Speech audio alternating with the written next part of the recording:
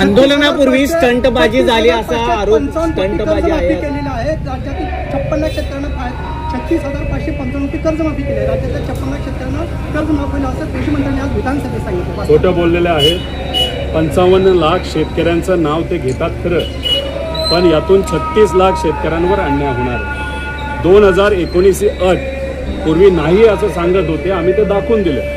त्या अटीमध्ये तुम्ही जर बघितलं असेल त्यावेळेस 48 लाख शेतकऱ्यांना कर्जमाफी झाली होती.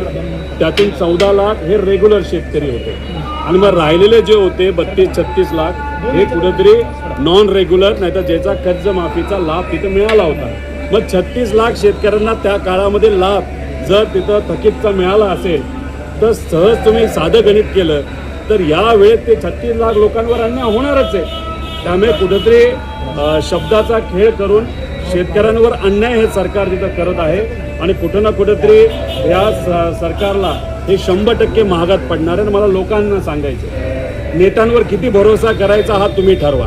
बरेच नेते आज या पक्षात आहे, उद्या दुसऱ्या पक्षात आहे. ठराविकच प्रामाणिक नेते पवारसाहेब आणि त्यांच्या पक्षातले असतील, उद्धव ठाकरे साहेब स्वतः त्यांच्या पक्षातले राहिलेले आणि काँग्रेसचे हे बाकी सगळेजण आज इथे तर उद्या तिथे. 6 खासदार जे आपल्यासाठी लढत होते ते गायब झालेले. त्यामुळे स्वतःच्या हितासाठी लढा लढायचा असेल कुठल्याही नेत्यांवर अवलंबून न राहता आपल्यालाच लढा हा हातात घ्यावा लागेल, हे मात्र शेतकऱ्यांनी त्या ठिकाणी समजून घेतलं पाहिजे.